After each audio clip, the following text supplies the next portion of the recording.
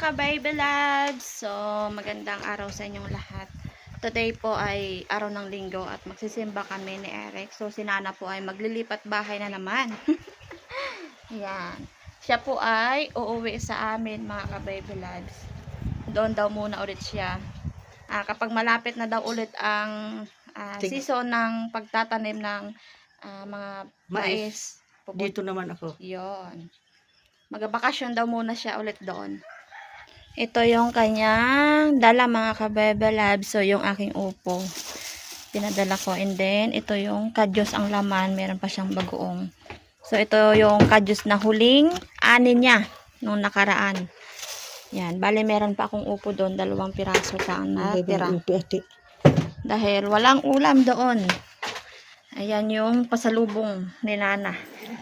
Bali, ihahatid po namin siya after hatid at kami ay pupunta na sa simbahan na pinagsisimbahan namin.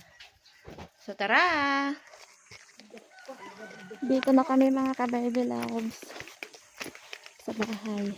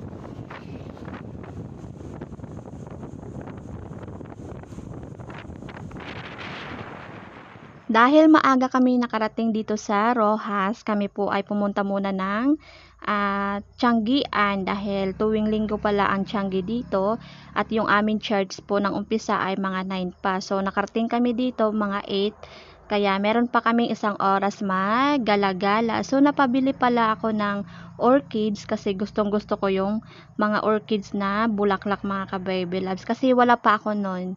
Kaya napabili. So, 3 piraso pa lang aking biniling orchids. At mamaya po dating sa bahay namin. So, ikakabit ko yun sa puno or ididikit ko, mga ka-baby loves. At ito na nga, napabili na rin ako ng luya kasi lagi namin iniinom ito tuwing umaga pagkagising. Ginagawa ko siyang fresh sa labat, mga ka-baby loves. So, ang kilo pala nito ay 120, kaya yung aking binili ay konti lang. First time ko nga pala makipagtianggian dito sa bayan ng Rojas dahil pag tiangge, mura daw ang bilihin. Kaya ayan, napabili na rin ako ng 3 bigkis na okra. Dahil hindi pa naman tag-ulan dito sa amin, ayan, bili-bili muna. Saka na pag tag-ulan bago magtatanim ulit, mga ka-baby loves. At napabili na rin ako ng pipino. Lalo ngayon, ang hirap na magtanim ng gulay. Dapat sagana sa tubig. So, dito sa amin, minsan, yung tubig ay nawawala. Kaya mahirap magtanim, mga ka-baby loves. So, siguro, pag ako magtatanim ng mga gulay, ay hihintayin ko na lang ang season ng pagtatanim. At napanood ko nga sa balita, so mahiging El Nino na naman daw. At napadpad na nga ako dito sa prutasan at bumili lang ako ng 2 apple.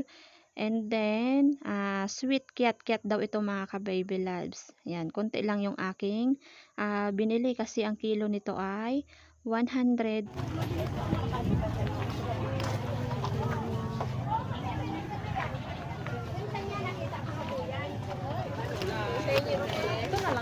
Ano to ang bawang? 120 ang kilo.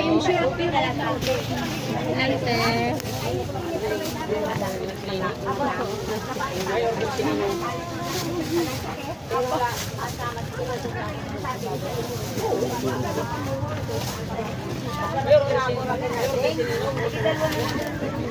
Yan po. Ano ba?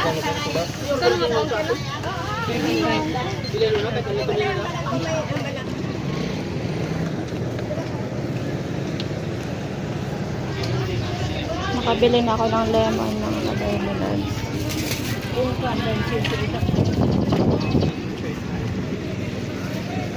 Tara na! After namin magpamili mga kabaybelabs, so nandito na kami sa church.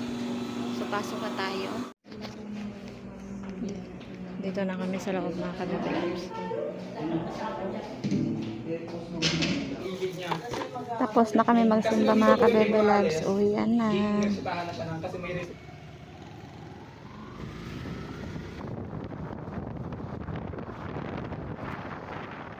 So mga kabaybelabs, bali nandito na po kami sa bahay at nakapagpahinga na rin. At ako po ay mamimitas naman ng aking pinaghirapan na tinanim. Yan o, meron naman bunga. Upo. So ito yung aming ulam mamayang gabi.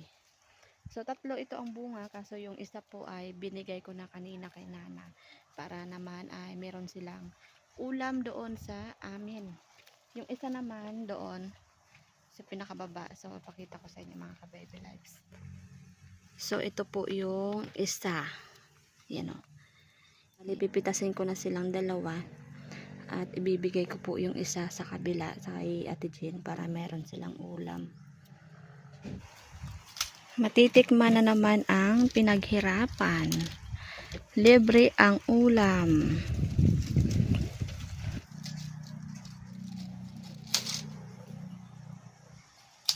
Iyon. Tinawag ko yung anak ni Ate Jean para iabot ang isang pirasong upo para naman meron silang ulam ngayong hapunan.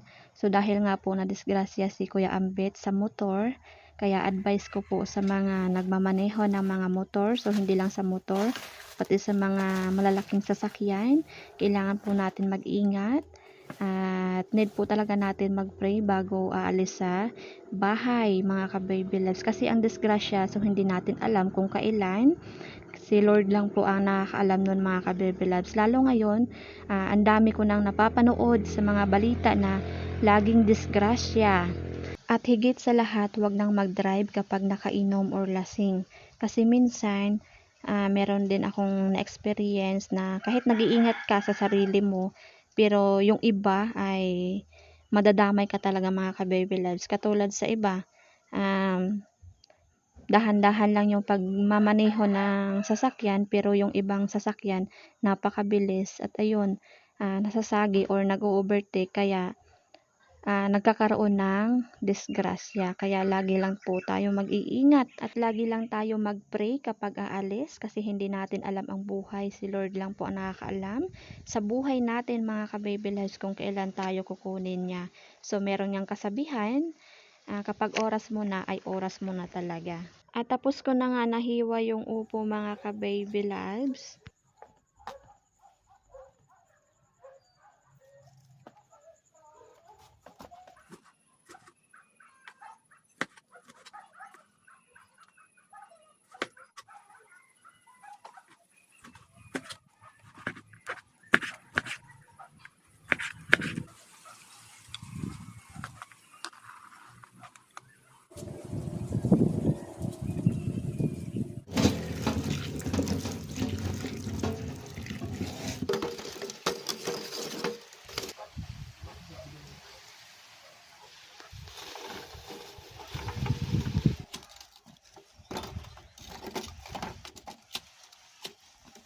Hangin, hangin.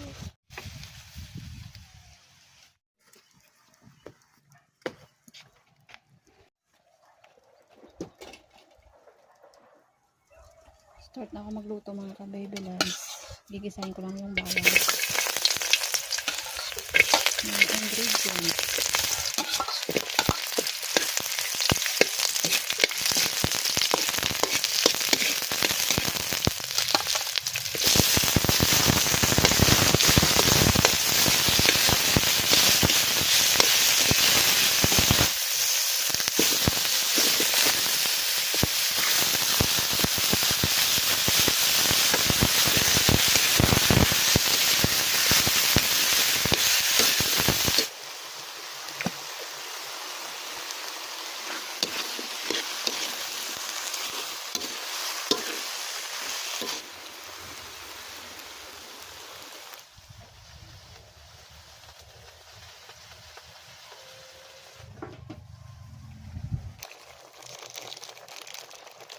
paminta.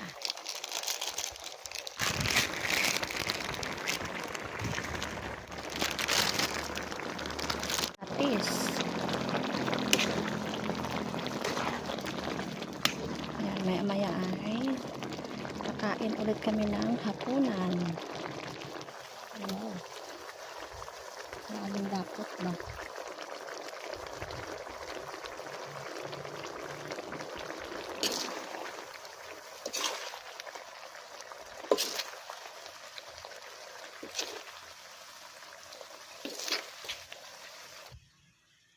So, ito na po yung aking nilutong ginisang upo na may sardinas, mga ka-baby loves.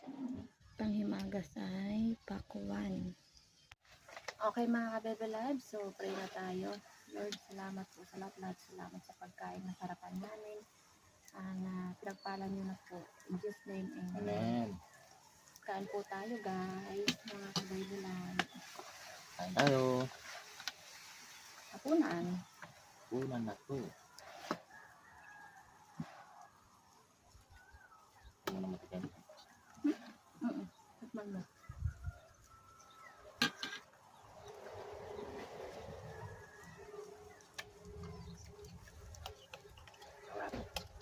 It's spicy.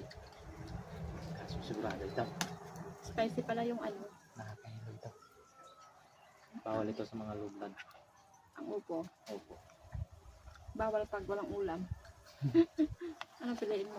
Yung walang ulam o yung nakakahilo? Minsan lang naman.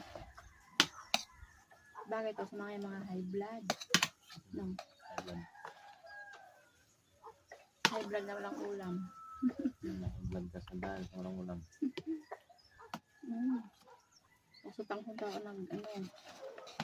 nasipsip niya ang tubig.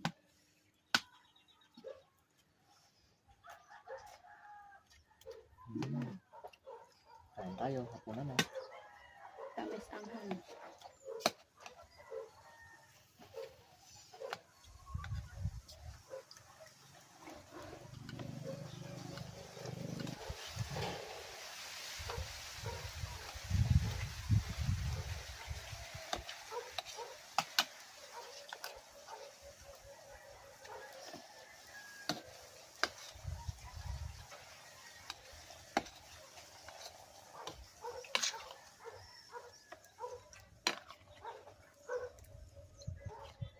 Okay?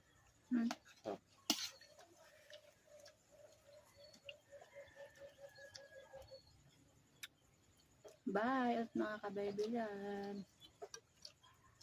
See you sa another video. Thanks for watching. Bye bye.